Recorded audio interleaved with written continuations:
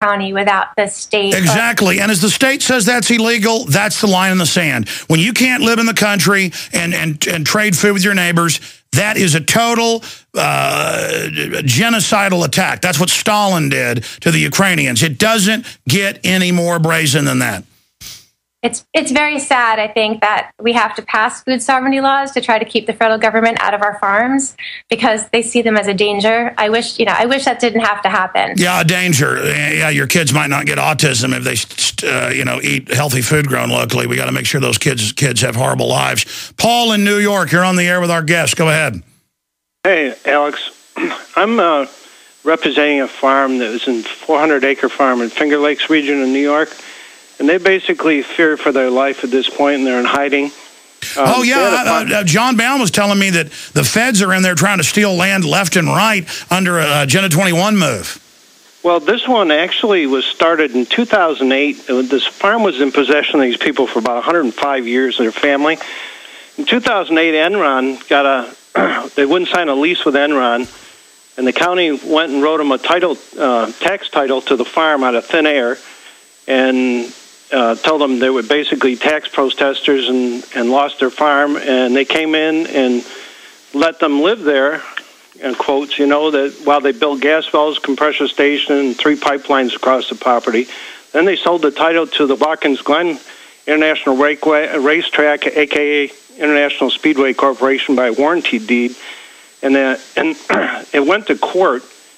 Basically, New York State Supreme Court judge dismissed the case for lack of jurisdiction, finding that the Watkins Glen's attorneys admitted during the trial the farm was never foreclosed or any tax foreclosure proceeding. And get down to quick here, what happened afterward? It's basically stated that prevented them from ever trying to evict the people again. Well, instead of Watkins Glen getting anything done through, what they did was they went in on October 27, 2010, about 8 employees armed with machine guns, dressed in black, driving a Hummer tank and SUV parade of about 11 vehicles, and came to the farm without notice, without a warrant, without legal process of any kind, without any ID, without stating any legal purpose, drove over and smashed down the fences, the gates, broke into the homes. There's 2 homes, the barns, the pastures, buildings, seized all the worldly belongings and the animals. They had Scotch Highland cattle and sheep and Jersey milk cows, ducks, geese, guineas, turkeys. So we're going to have to go here. The segment's almost over. Our guest is about to leave us. What's the name of the people in the case, sir? That's the problem. The only thing I have here, and this came from an attorney friend of mine. I understand. I appreciate your call, sir, if you can't tell us the story. But we'd like to help, but we just can't if you can't give us the info. This goes on everywhere now. It's the lawlessness of the government. They're not putting TSA in bars and restaurants and on buses because they want to play musical chairs with us. This is a classical tyranny takeover by foreign banks that have hijacked the federal government. And we've just got to get dug in and get ready because these people are criminals and they're coming and they mean business. Comments on what the caller was just saying? Unfortunately, it's been happening too much, and America needs to wake up, and we really need to start fighting this. All Americans need to wake up. Let's talk to Hannah in Hawaii. Hannah, you're on the air with our guest. Hello, Alex. Yes, sir. Hello, Alex. Yes, sir. You're on the air. Hey, how are you doing? I'm good. We're almost out of time. Do you have a question? Yeah, I grew up on a dairy, and I drank raw milk my whole life. And I got a great immune system, so I think basically people just got to band together. I live in Hawaii. We live in a farming community. We have farmers markets every weekend. We don't really have any impact from the government, as far as them trying to break down our system. So no, that's wrong. It's wrong that they're attacking the areas that aren't that strong yet. But right. but when you're got a lot of people involved, that's where the strength is. Right, and there was only one instance where they tried to GMO a taro plant, which makes poi. If you know Hawaii, it's a plant that makes poi, and they couldn't do it because the community got together and got it in the newspapers, and they basically shut it down. So, strength in numbers. I say, get it in the newspaper. Get your community together, work hard. Well said. I appreciate your call from the beautiful island of Hawaii, or islands of Hawaii. That's a great point that he raises, though. that once you get a community doing this, there's not much the system can do. So that's the answer. Everybody needs to start doing this right now. Yeah, that's true. That's the only answer, is to band together as communities and grow our own food and share our own food and protect your local farmer. And like you said, also, try to keep your dollars with your local farmer and in your local food system as much as possible. Let me ask you this. From your study, what area of the country is the worst? Where do they really harass people the worst? Right now, I'm so surprised because when I was traveling around, people said, there's this magical place called Rawson Foods in Venice, and California could never be touched.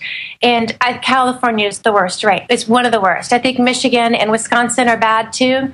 But California, all the goat herd shares and cow shares were shut down in a place where raw milk is legal. And they're fighting for GMO labeling, and there's a lot of GMOs being Well, that's it. I mean, they're going after the head. If people in California are fighting for healthy food, that's where Obama's shutting down all the medical marijuana.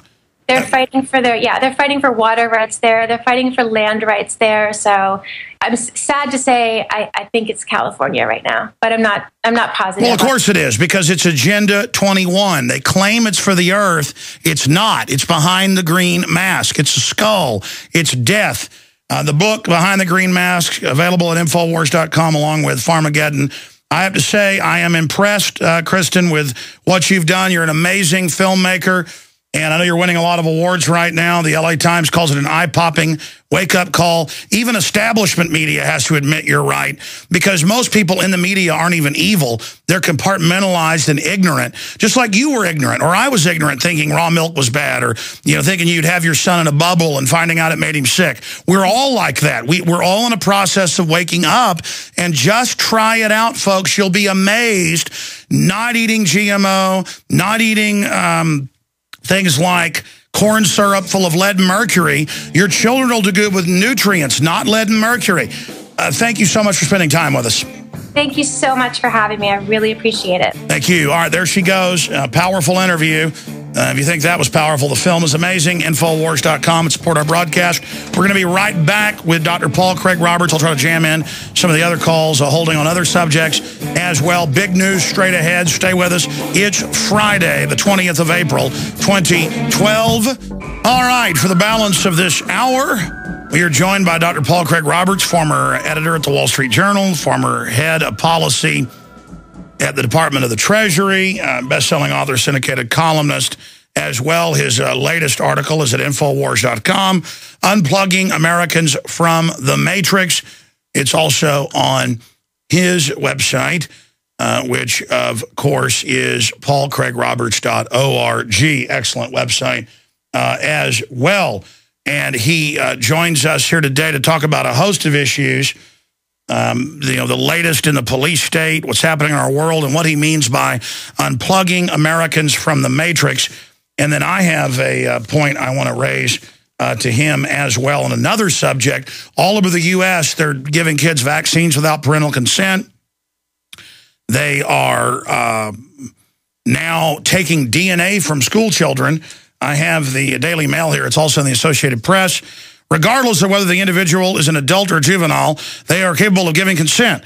We don't require the consent of a parent if we're doing it with someone of a younger age. These are 10 and 11 and 12-year-olds, said Deputy Jason Ramos of the Sacramento County Sheriff's Department, because a dead girl was found back in the woods. How do we know it wasn't a cop did it? Statistically, nowadays, that they are higher crime rates than the general public. You look at real criminology. You didn't know that? Or a school teacher. They're much higher than the cops. Or a truancy officer. One of these pervs in government. Maybe a TSA agent did it. Oh, no, we're going to get all the 10, 11, 12, 13-year-olds. We're going to take their DNA, and we're going to give them vaccines and say, is it all right with you, little girl, little boy? Dr. Roberts, I just sprung that on you out of the gates, but everybody knows if a perv grabs a 10-year-old and says, well, the 10-year-old wanted to have sex or wanted to smoke crack cocaine, no, the child can't give consent.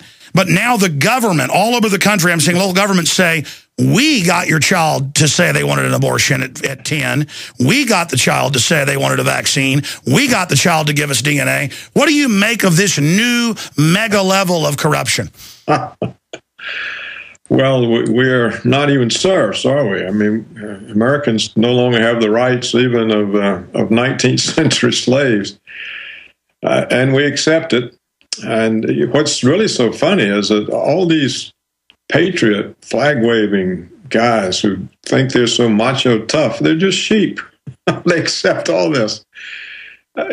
What's the difference from what you've just said? And, by 2015, apparently they're going to have black boxes in our cars recording everywhere we go. Somebody said, before you can get in your car and start it up, you first have to get permission. Tell them where you're going, when you'll be back. We've been going on about this for so long, haven't we? And it just keeps getting worse. Listen, Forbes attacked me for an article at Infowars.com that got all this going, and so did the New Atlantic, saying, well, they've been tracking some of what you've done for a decade or more. Yeah, these will track everything you do, but what's wrong with that? Why do you think Petraeus came out a month ago and said, yeah, your clock radio's watching you and listening, and smart meters, there's no Fourth Amendment anymore? I mean, why do you think they're in our face like this? Well, I suppose they're just getting rid of any accountable government. Supposedly we have an accountable government, and we can hold them accountable through elections and through law. And the government's supposed to hold itself accountable through law. But beginning with the Bush-Cheney-Obama regime, all of that's out. The executive branch is no longer accountable to law, whether domestic or international. In fact, law is whatever the executive branch says. And then this filters down to the executive branches at state and local levels. So I think the legislatures are essentially impotent. They still exist, kind of like the Roman Senate under the Caesars, but they don't have any real role. The executive branch can do whatever it wants, and so can the police in most instances. You're right, and it just gets crazier and crazier and crazier. I'm sure you saw the big announcements. We already knew this was happening, but now it's admitted.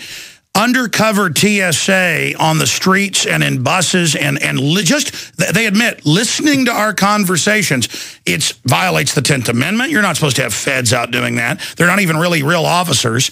And then, I meant to have my crew in here today, Darren McBreen and Marcos Morales. I guess Monday I'll have them in and tell the story, or Sunday. They flew out up to Georgia, where the guy's house blew up who had the chickens there in Roswell, Georgia.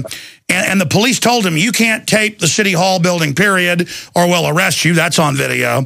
And we think it's suspicious that he died, but they say his house blew up and that he did it. But then flying out, they said, we're not going in the scanners.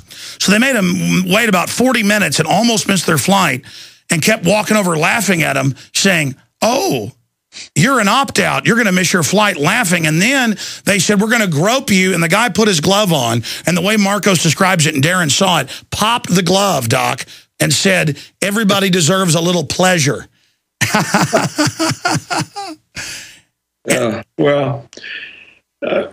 We accept, the population accepts it. It all goes back to what we've said so many times, 9/11.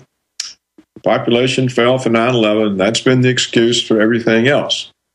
And there's no real reason for them to be going around listening to conversations on the street because there are no terrorist acts. We've made that point, too, many times, right?